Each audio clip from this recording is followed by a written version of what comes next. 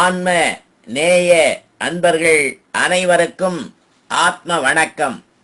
வேலூர் சித்த வித்தை தவ மையத்தின் சார்பில் நம்முடைய ஞானபிதா ஜெகஜோதி சுவாமி சிவானந்த பரமஹம்சர் அவர்கள் உலக மக்கள் நலம் கருதி உருவாக்கிய சித்த வேத தத்துவத்தை உங்களின் செவிகளுக்கும் சிந்தனைக்கும் பயன் தரும் வகையில் தினம் தினம் வழங்கப்படுகிறது.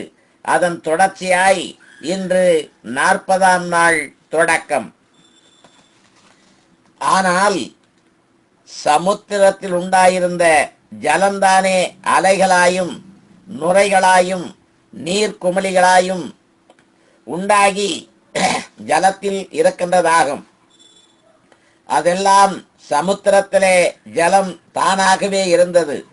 ஜலம் உண்டாயிருந்ததில்லை என்றால் இவ்விதம் யாதொன்றும் உண்டாவதில்லை. அதை போலவேதான் ஆகாசத்தில் வாயு உண்டானதால் மாயா சமுத்திரம் என்றும், அந்த மாயா சமுத்திரத்திலே வாயுவனுடைய அலைகளினுடைய சலனம் நிமித்தம் நுரையாயிருக்கின்ற மனமும் அகங்காரமாயிருக்கிற நீர்க்குமிழியும் உண்டாகிறது. எப்படி ஜலம் நுரையாகவும் நீர்க்குமிழிகளாகவும் உண்டாயிற்றோ அதே பிரகாரத்தில் தான் ஜீவசக்தியாயிருக்கின்ற வாயு மனதாயும் அகங்காரமாயும் உண்டானதாகும். நீர்க்குமிழிகள் எவ்விதத்தில் ஜலத்திலேதான் ஜலத்திற்கு மீது இருந்ததோ அதே பிரகாரம்தான் அகங்காரமாயிருக்கிற குமிழியும் ஜீவசக்தியாகிய வாயுவில் தானே வாயுவின் மீது கிடக்கின்றது.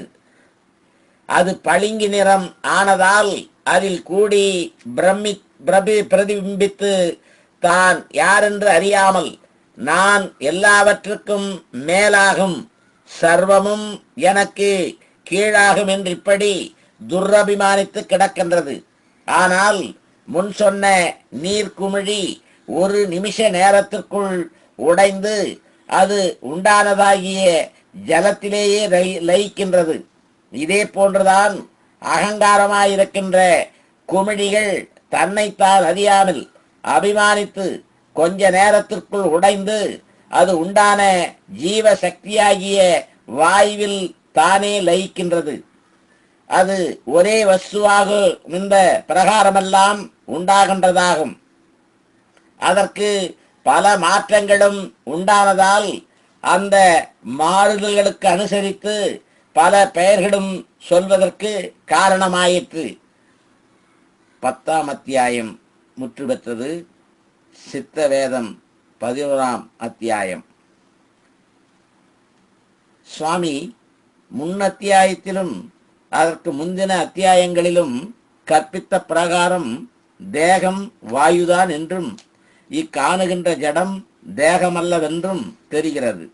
ஆனால் உலகத்தில் ஸ்தூலம் என்றும் சூட்சுமம் என்றும் காரணம் என்றும் 3 தேகங்கள் உண்டென்று சொல்லுகிறார்கள். தேகம் சுவாமிகள் கற்பித்த பிரகாரம் என்றால் மேல் சொல்லிய 3 தேகங்கள் எவைகள் என்று விவரித்து சொல்ல வேண்டும். ஸ்தூலம், சூட்சமம், காரணம் இம்மாதிரி 3 தேகங்கள் எவை என்று நீர் எண்ணி இருக்கின்றீர். ஸ்தூலம் என்பது இதுவரை தேகம் என்று சங்கற்பித்து இக்காணுகின்ற ஜடமாகும் என்றும், காரணம் என்பது அவித்தியாகி, அதாவது வித்தை இல்லாமல் ஒன்றும் அறியாமல் இருக்கிற சுழுப்தியாகும் என்றும், சூட்சமம் என்பது மனம் என்றும் ஆகும். இவைகளெல்லாம் மிகவும் தப்பிதம்தான். ஏனென்றால் நீர் சொல்லிய பிரகாரம் 3 தேகங்கள் உண்டாவதற்கிடமில்லை. ஆனால் ஸ்தூலம், சூட்சமம், காரணம் என்று சொல்லுகிறவை ஜீவனும் அந்த ஜீவனின் சலனமாயிருக்கின்ற சக்தியாகிய மனமும் அதில் இருந்துண்டாகிய மாயையாகிய அகங்காரமும் ஆகும். இக்காணுகின்ற ஜடத்தை, அதாவது உடம்பை, ஒரு காலம் ஸ்தூல தேகம் என்று சொல்வதற்கு கூடாது. ஏனென்றால் சூட்சும தேகம் என்பது மனம் என்று நீர்தானே சொல்லுகின்றீர். அந்த மனம் ஸ்தூலம் என்று சங்கற்பிக்கின்றதாகிய இந்த ஜடத்திலேயே என்றும் சொல்லுகின்றீர். ஸ்தூலம் என்பது தடித்ததும் சூட்சமம் என்பது சிறியதாயும் இருக்கின்றதும் ஆகின்றது. மிகவும் சிறியதாயிருக்கிற வஸ்து மனமாகும். மிகவும் சிறியதாயிருக்கிற மனதிலிருந்தாகும் இக்காணுகின்ற உலகம் உண்டானது. அந்த மனதில் தானாகும் உலகம் இருக்கின்றதும். அதனால் மனதினுடைய கல்பிதமாகும் உலகம் என்று சொல்லுகிறது. அப்பொழுது எவ்வளவோ லகுவாயும் சிறியதாயும் சூட்சமாயும் இருக்கிற மனதிலிருந்து உலகம் உண்டாகுவதும் அந்த மனதில் தானே உலகம் அடங்கவும் செய்கிறதென்று வருகிறது. இக்காணுகிற ஜடமும் அந்த மனத்திலிருந்து தானே உண்டானதாகும். மனதில்லையானால் ஜடம் உண்டாகிறதில்லை. அதனால் சூட்சமாயிருக்கிற மனதினால் உண்டாக்கப்பட்டதாகும் ஜடம். அதல்லாமல் ஒருவன் செத்தபோது பிணமாயிருக்கின்ற ஜடத்தை நாம் காண்கின்றோம். அதில் மனம் உண்டாயிருக்கிறதில்லை. அதனால் அந்த பிணத்திற்கு உலகமில்லை. இந்த ஜடமாகும் ஸ்தூல தேகம் என்று வைத்தால் செத்தபோது பிணமாகிய ஜடத்தை காண்கிறது. அதனுடைய அவயங்களுக்கு யாதொரு கெடுதியும் காணவில்லை. ஸ்தூலமுள்ள காலம் வரையில் சூட்சமம் உண்டென்றும் ஸ்தூலம் இல்லாமலாகும் பொழுதும் சூட்சமம் நசிக்கவில்லை என்றும் சொல்லுகிறது. ஆனால் இந்த ஜடம் ஸ்தூலமாயிருந்ததென்றால் சூட்சமம் நசித்தும் ஸ்தூலம் என்கிற ஜடம் நசிக்காமலும் காணுகிறது. அதுகொண்டு இந்த ஜடத்திற்கு ஒரு காலமும் ஸ்தூலம் என்று சொல்லக்கூடாது. செத்தது என்று சொல்லும் சமயத்தில் என்னவாகும்? அதில் இல்லாமல் போனதென்று வைத்தால் ஜீவனே ஆகும். அதனால் அந்த ஜீவனாகும் ஸ்தூல தேகம். அந்த ஜீவனாய் இருக்கின்ற ஸ்தூல தேகத்தில் உள்ளதாகும் சூட்சமாயிருக்கின்ற மனம். காரண தேகம் என்று சொல்லுகிறது. அவித்தையாய், அதாவது வித்தை இல்லாமல் ஒன்றுமறியாமல் சுழுப்தியாகும் என்று நீர்தானே சொல்லுகிறீர்.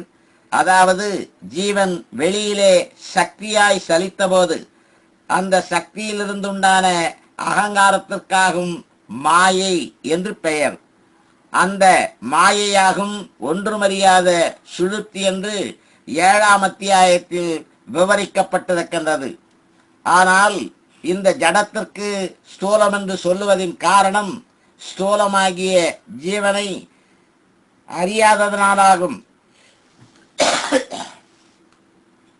அது எவ்விதமென்றால் ஒரு வஸ்திரத்தினுடைய 2 பக்கங்களிலும் கனமான பசை தேய்த்து உலர்த்தினால் அதை தேய்த்தவன் தவிர பாக்கி யாருக்காகிலும் அதை பார்த்தால் அது வஸ்திரம் என்று அறியாமல் அது என்னவோ பசை தேய்த்து உலர்த்திய ஒரு வஸ்து என்றே சொல்ல முடியும்.